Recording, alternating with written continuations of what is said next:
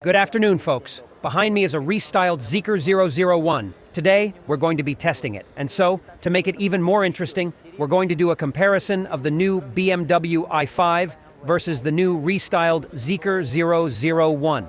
Unfortunately, BMW refused to put these cars side by side for a full-blown comparison. Zeekr, for some reason, agrees to everything. BMW, flat out. Even for money, they did not agree. We did it our way anyway. Filmed them separately and edited them together. Make yourselves comfortable. Let's go.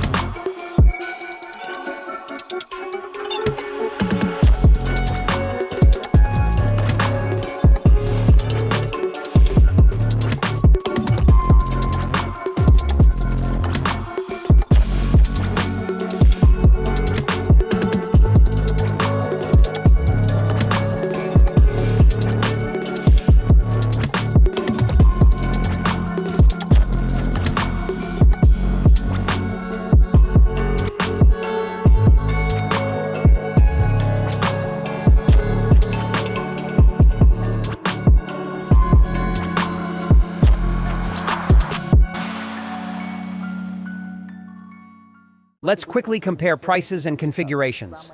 The most loaded version, the M Series M60, is priced with all options at 740,000 yuan, while the base model starts at 630,000 yuan. It has 600 horsepower and goes from 0 to 100 in 3.8 seconds.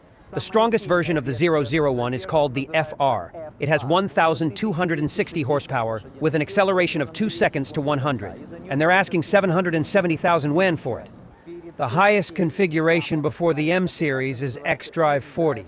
With 396 horsepower, it reaches 100 in 5.4 seconds on all-wheel drive. The base price is $78,000, but with all the extras, it totals $86,000. The highest trim before the FR is called Z Sport. It has 788 horsepower and accelerates to 100 in 3.3 seconds with all-wheel drive. They are asking for 390,000 yuan with all the extras. The simplest version is single motor. It has 275 horses and goes from 0 to 100 in 6.7 seconds with rear-wheel drive. In base, it costs $65,000, but with all extras, it turns out $76,000. The weakest version is a rear-wheel drive with 400 horsepower, going to 100 in 5.9 seconds, costing 330,000 yuan. The i5 has no air suspension. Double wishbone in front, multi-lever in back. Front double wishbone suspension, rear multi-lever, dual air suspension. The i5 has a small battery, 82 kilowatt hours. The company offers a car with 2 batteries. The simpler one is iron phosphate at 95 kilowatt hours. It was 85 before, now it's plus 10. The second battery is more expensive.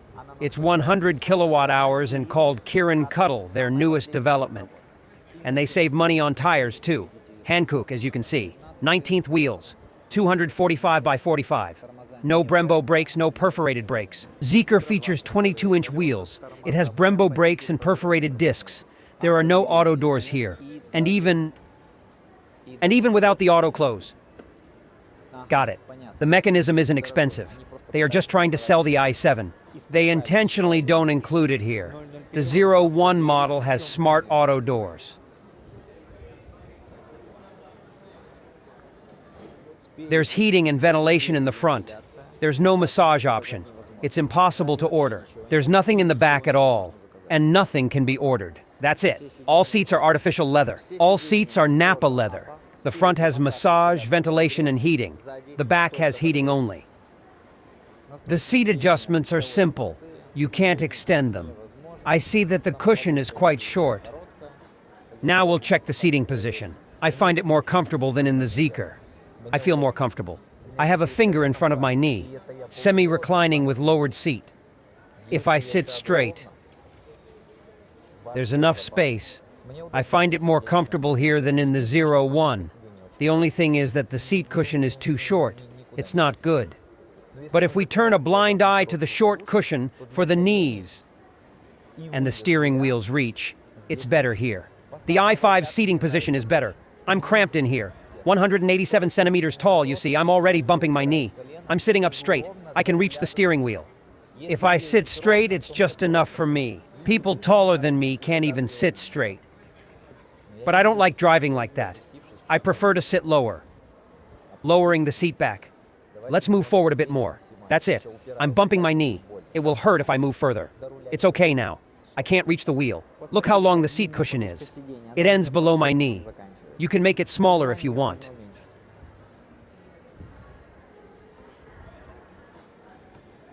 (2,200 kilograms curb weight. That's a pretty heavy door. It has one glass too. Materials? It's synthetic leather. It's of normal quality. It's average, like in BYD. Zeekr also has the same synthetic leather on top. It's quite decent. Unfortunately, it's the same here. The lower you go, the cheaper it gets. It's all plastic. And inside, there's nothing. Plastic. Some kind of fabric. There's a piece of wood. And here, it's wrapped in synthetic leather. By the way, it's the same as here. 1-to-1. Wood again. Good. A big bonus for the steering wheel adjustment being right here. 18 speakers. The base model comes with Harman Kardon. For an extra fee, you get Bowers Wilkins. One glass as it was still remains. The interior materials have changed. The top part is synthetic leather. It's quite good quality. Now it's Nappa. Inside, there's a piece of Alcantara, and that's also synthetic leather. If I'm not mistaken, there used to be 10 Yamaha speakers. Now there are 28 speakers. They're in every headrest and even in the back. I think there will be a lot of arguments about whether they got the design right in this generation. So many debates. What bothers me here? Overall, the design is pleasant to the eye, but for me, it's just okay. That's how it is for me. But what immediately irritates me here is this ambient lighting, both in the new 7 and in this one. Who's it for? The Chinese with their Christmas trees. A lot of people write it in the comments. They're just modest next to this. Just modest. Zeekr has a very neat Swedish minimalism. Here it's like a disco. I don't get why it's necessary. So, as I see it, the Germans realize that the Chinese market is the most lucrative for them. They sell more here than anywhere else in the world. Without this market, they'd go broke. They saw that the Chinese had rushed for screens, for these bulbs, for garlands, and they decided to go over the Chinese car industry in terms of the size of all this. So even bigger garlands than the Chinese, even bigger screens. That's what I think. This is unnecessary, let's agree. If everything here were neat, slim, German, and understated, it would be perfect. Yes, some might dislike the dashboard design. I personally like it, if it weren't for the garland. And this piece, a piece of real wood, looks good. Overall, all these moments, cool. If it weren't for this garland, it doesn't need to be pink. You can change it to various colors. So, ignore the color. Pay attention to its size. It's thick. Well, it's a bit strange. Even Hi-Fi Z, which has the most lights among all Chinese cars, and it's even quieter than here. I'll show you that they also decided to decorate the outside with garlands. Just a moment. Outside, as you can see, there's a garland too.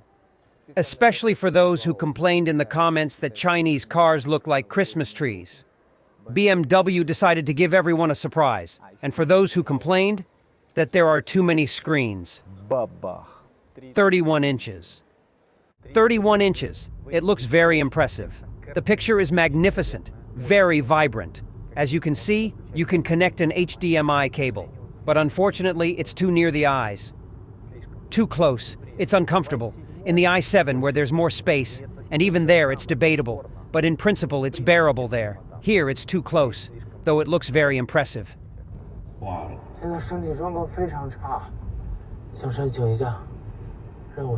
There's a camera here as well.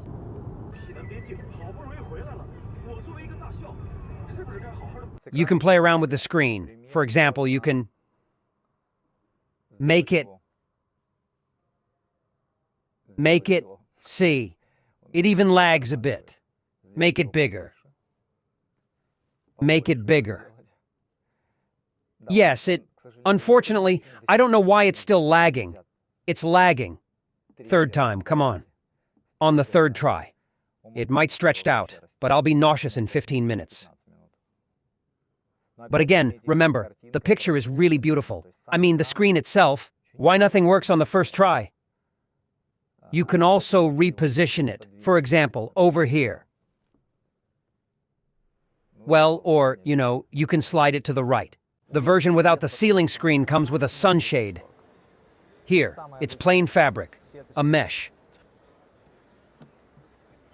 Well, the material here is nicer, richer. It's all covered in Alcantara. And there are these large LED lights.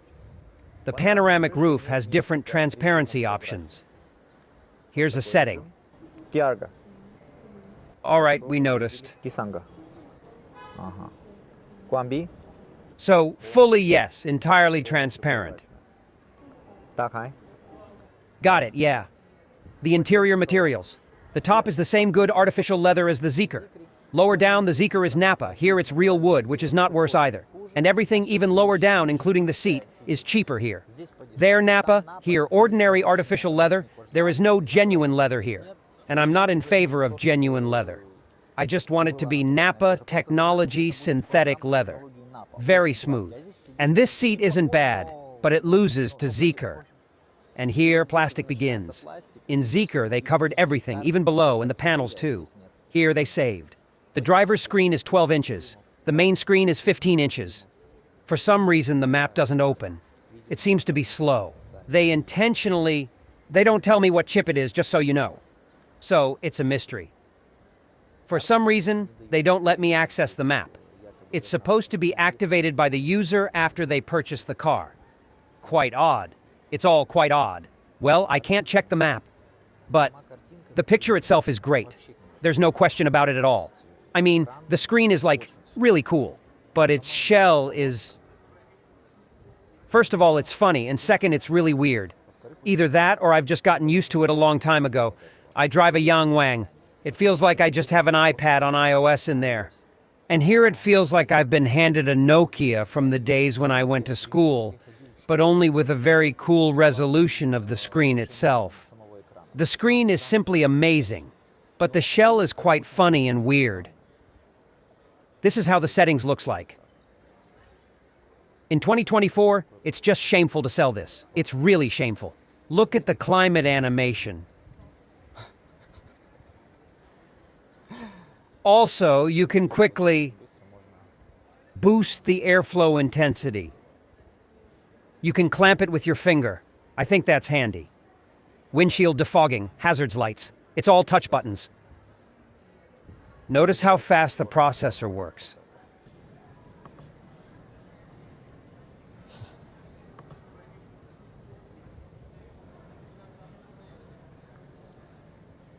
I pressed it. What the hell is that? And now it switched off quickly. It's a poltergeist. On the last review I forgot to show, as well as Zeekr 07 as well as Zeekr X, there is also this trick here, when you have a small menu in the right corner. You can turn on the mini-map on the screen in addition to having it on the projector. Music, general information. Climate control, so you don't have to look around. Here's the airflow strength. Changing the temperature. Extremely convenient. Just an awesome function. The new 001 has an OLED screen, and it's no worse than the i5 in terms of picture juiciness. I would say neither better nor worse. It's on par. However, unlike the i5, it doesn't lag. The menu is simple here. It's like on a tablet. Here I feel like it's a modern screen. Not only that, it also moves to the right, and you can turn to the driver. As with other premium Chinese cars, odors can be installed here. There are 3 odors already installed here. You can choose any of them. This is the strength of flow and odor intensity. The vials go in here, under the glove compartment. BMW lacks this feature. You'd have to attach this air freshener with a rubber band. In the i5, it's an old-style button. Here, it's different. It's a touch-sensitive button. You can set a password on the tablet, so that only you can access it. There's slightly less room here than in the Zeekr. 1.5 fists, 2 fingers on top. The backrest tilt is just average. I would like to lean back a little bit, just a little bit. And, unfortunately, it is not adjustable in any way. That's it. I wouldn't go far sitting in the back. I wouldn't. Inside, it's covered with fabric. There's a compartment. The compartment is quite large, by the way. The same material as the armrest. And it's all simple. Wait, where are the cup holders? What, they're missing? They're not here at all? Yes, it's odd. There are no cup holders here. Except in the doors. The back of the door card is the same as the front. Inside, again, plastic. It's not covered with anything inside. So you drop the phone, it's gonna hurt it. So this is it. 187 centimeters tall, sitting behind myself. 2 fists in front of my knee. 2 fingers above my head. The tilt of the backrest is already adequate enough. Already comfortable. But you can tilt back more. I would even sleep here and travel far. It's Napa leather, a place for the phone. Well, it's not a very reliable mechanism. 2 cup holders. And in the back, the passenger on the right has the option of moving the front seat. Either just move it or adjust the backrest.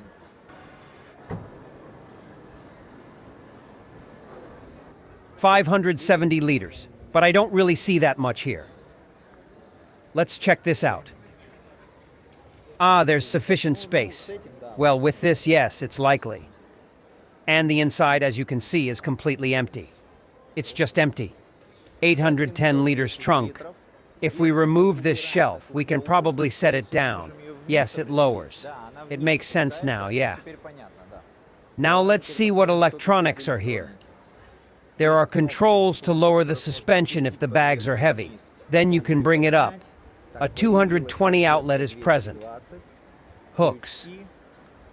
There's a speaker, yes. And there are controls to lower the rear backrest. Soundproofing. Let's start with it. It's just the same as it was. They didn't make it any better. Strongly quieter than the Kia K5. Slightly quieter than the Passat and Camry, but not quieter than the BMW i5. The i5 has slightly better arch noise insulation. I can also say that the L9 is also quieter than this Zeekr. Even though the i5 is slightly quieter than the Zeekr, I expected it to be more soundproofed. Just so you understand, the L9 is the same in terms of noise, but in terms of power and acceleration, the i5 is just impotent compared to Zeekr. You heard all the numbers at the beginning of the video. In my mind, I don't know about yours, BMW has always been synonymous with horsepower. Now it's just the level of electric Kia, Hyundai, and something along those lines. Yes, there are garage-made cars with gas engines on stages, 1,000 horses plus, etc. But officially, the BMW doesn't make this nonsense, because these cars don't steer at all and don't meet safety standards. I really like this brand and hope they can improve their technology. The restyled Zeekr has significantly boosted its power. It's very apparent. 3.3 to 100 is a nice acceleration. To me, it's the most enjoyable. Anything that's faster is clearly not meant for the city. Now, when the battery is low, it accelerates like it used to with a full charge. I'll make a note for those who don't know. Electric cars lose power as the battery depletes. Let's move on. Now it's got dual air suspension and a new LiDAR on the roof. Now, as the company claims, CDC technology will read all the imperfections from far away. And the double air suspension, by the way, is exactly what Lotus Emea has. Zeekr looked up from them and put it on their cars. So the dual air suspension for each wheel allows changing the stiffness in less than half a second. To be accurate, they claim the figure is 0.4. Yes, it has indeed become softer. The car is smarter now, but in comfort mode, it's too soft. And I don't like the way it handles in this mode. I feel like I'm wobbling like the Gilevich.eng L7. But I liked how it swallows deep manholes in sport mode. By the way, it can lower by 12 centimeters at a minimum, and can be raised by 19. I almost forgot. So in sport mode, it steers much better, and it doesn't bang. I think this is the most ideal mode for me. Is it better to drive in sport mode than it used to be? I didn't feel much change. It seems a bit softer now. It likely thinks faster with the LiDAR and dual air suspension. It lacks the sharp steering found in a Tesla Model 3, Porsche Taycan, Hi-Fi Z, Neo ET7, and a few other cars. And you gotta hand it to them, they're stiffer than this 001. This is a comfortable car for everyday driving. It has decent handling, but only in sport suspension mode. The i5 suspension is slightly firmer than 001 in comfort mode, but softer than 001 in sport. It's right in the middle. It's soft and comfortable. The suspension is quiet. It handles decently, a little better than 001 in comfort, and less sharply than 001 in sport. In summary, it's something in between in all respects. And that's the right choice. It's a business sedan for daily driving. I feel like I'm driving a very solid car, but for some reason, the interior feels cheap as for this price, with glitchy, juicy screens and impotent power. For this price again, these are the most different feelings. Roughly speaking, the price tag confuses everything. If it was priced at BYD Han, I would even praise it in every way. If you want to grasp how much the top MI60 should cost, the BYD Han serves as a great example. They have the same equipment, the same batteries, and the same horsepower. The Han has slightly more expensive interior trim, but lacks that pricey ceiling screen. But it's got a couch in the back with adjustments and such. They're nearly identical cars. So, add it up. The BYD Han is priced at $40,000, while the BMW i5 M60 is $100,000. So you're paying at least $60,000 for the brand, because BYDs that sell for $40,000, they make something from it, probably a lot. And BYD is a very good example, because if you compare it with any other Chinese, you can say it is unclear what is going on with reliability. But with BYD, everything is clear. Those Hans have already taken $300,000 from cab drivers, and yet they only do one service. I'm not sure if BMWs are as reliable as BYDs. Battery.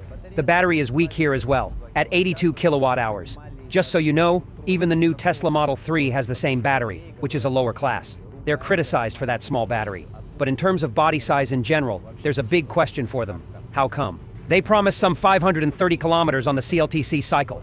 I'm tired of discussing this topic, and tired of watching whiners on the highway crying that the battery is dying. Let me remind everyone, electric cars are not for truckers. They don't like high cruising speeds. They're for city driving. At 200 kilometers per hour in a constant cruiser, the battery is eaten up 3 times faster than in the city. The Zeekr situation is slightly better. It has 100 kilowatt hours and is said to go 200 kilometers further. That means 700 kilometers on the CLTC cycle. All because this is claimed to be the premier Kirin development from the top company, Cattle. In reality, when driving quietly in warm weather, subtract 15 to 20%, and in severe cold weather, subtract a bold 40 to 50% of the CLTC cycle. And I emphasize, during gentle driving. You'll want to go fast, and trust me, you'll really want to. 780 horses is a drug. The range will be even less. All right, friends. Thank you to everyone who watched the video to the end. If you liked it, give it a bold like, subscribe to the channel, and take care of yourself, exercise, eat healthy food. See you again.